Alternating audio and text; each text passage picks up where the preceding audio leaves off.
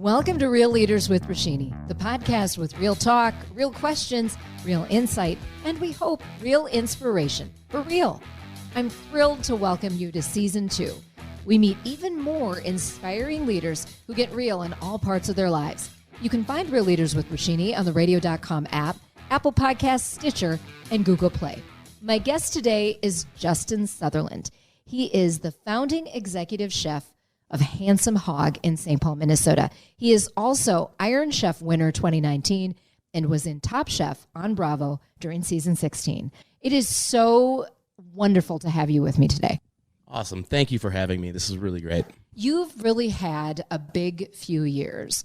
I have to ask you, what was it like being on Iron Chef?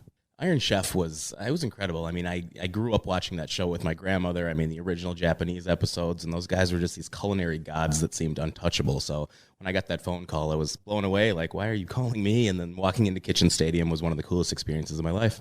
What advice do you have for people when they're under pressure?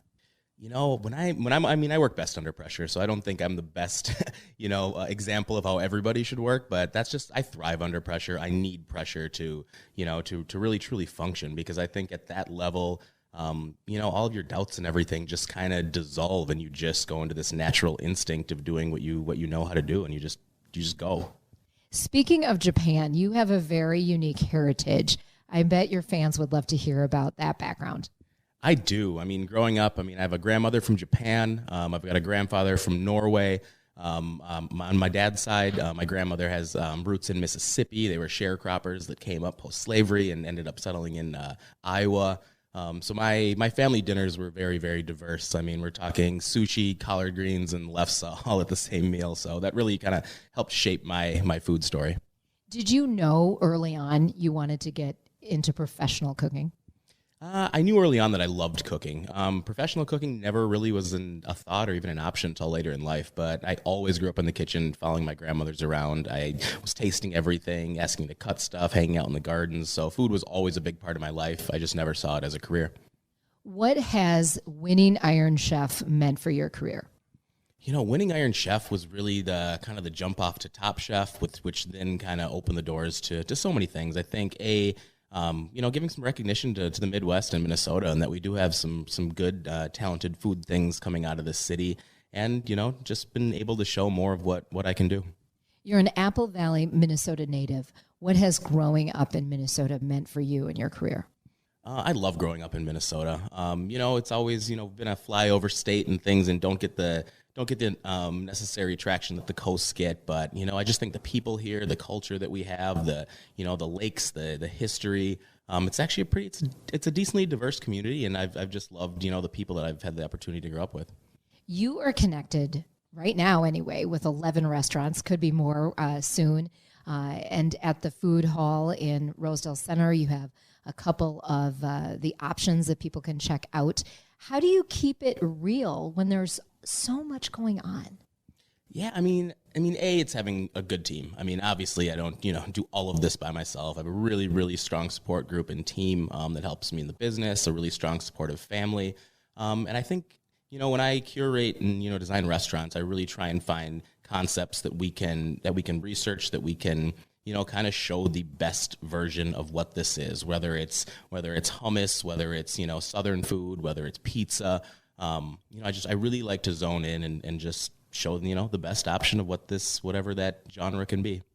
You have said that your body is probably 60% bourbon, 20% pot, and 40% fried food. First of all, I love that adds up to more than 100%. But what did you mean by that? First of all, I do everything at least 110%. It was just, it was a playful line from TV just to, show that I don't, take myself too seriously. I don't have these, people always ask, like, oh, you're a chef, like, what do you like to eat? And, this and that. You must always be going to these gourmet, fine dining restaurants. And yes, that's what I like to put on the plate for other people. But, at heart, I'm a junk food guy. I'm just like everybody else. Like, I try not to take myself too seriously in life or in work. That's a good attitude. It's a very real attitude.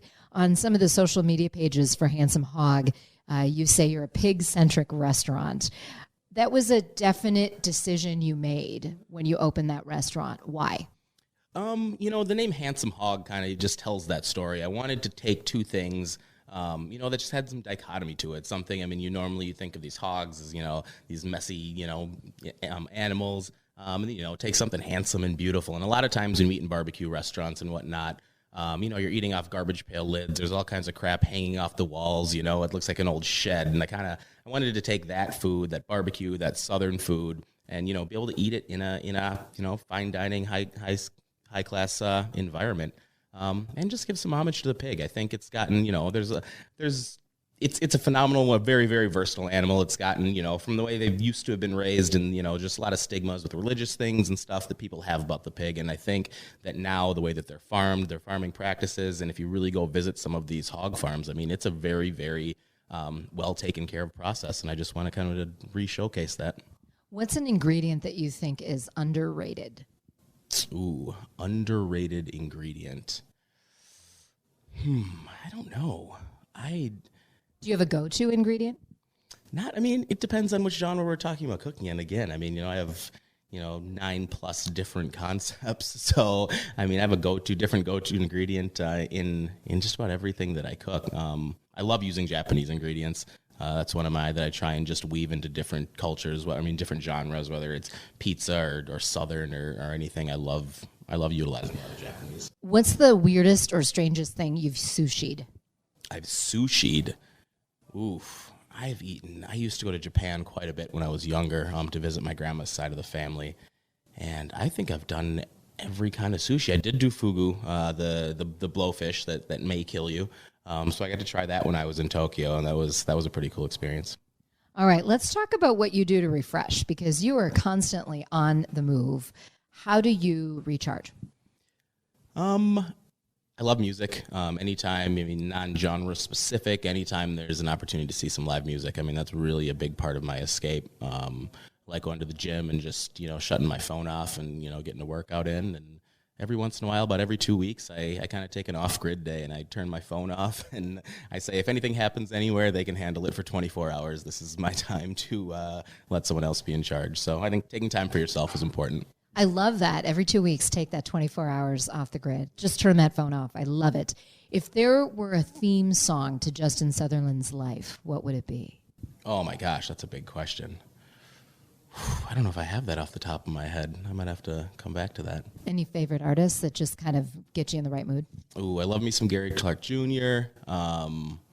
Like I said, my music taste is so eclectic. I'll listen to everything from jazz to country to freaking hip hop to anything. But Gary always puts me in a good mood. What is it that you want people to feel when they come into your restaurants? I want them to feel welcome. I want them to feel like there's just a judgment-free zone. I want them to leave whatever is burdening them at the door, and just come and enjoy. I just think food. The reason I love doing what I do is because food's just the ultimate unifier, the ultimate. Just world language. I always say, nobody's ever mad at a barbecue. That's, you just can't be. So I just want people to feel relaxed and welcome and like nothing matters except the now. What's a tip you have for those people who try to cook at home? Just do it. Don't follow cookbooks. Don't get discouraged when you mess up. For every item that makes it on one of my menus, there was 10 before it that you'll never taste because it was horrible. So, food is about experimentation, and everybody says, I can't cook, I can cook. Everybody can cook. It's, cooking is an action. It's, what you decide to put behind it. I understand that you really want to bring diversity into the kitchen. What do you mean by that?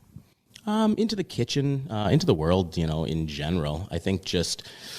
the culinary world's been, dominated by a certain demographic for a very long period of time. And although, those men were kind of leading the pack, a lot of the food came from so many different cultures and so many different genders and races. And I just want, that food and that story to be told properly and represented equally. Do you have any food mentors? I do. Chef J.D. Fratsky here locally in town has always been a big mentor of mine. David Fhima, who's a very good friend and one of the hardest people I've ever worked for, has always been a mentor. Russell Klein from Meritage, who was, one of the first real, hard-ass chefs that I ever worked for. I've learned so much from him. So, I thank those guys a lot here locally. What do you hope people will remember you for? If you can jump ahead to the crystal ball. You're very young now. But what? Yeah, okay. Well, you're young. What do you hope people remember they got from Chef Sutherland? Hopefully that I took chances, that I kind of owned my own path and definitely have made plenty of mistakes, but tried as hard as I can to be as fearless as I could be and tried as hard as I could to open doors for those coming behind me. Love it. Well, a pleasure to chat with you. Best wishes to you. I want to try all your restaurants. Thank you so much, Justin. Awesome. Thank you so much for having me. Until next time, keep it real.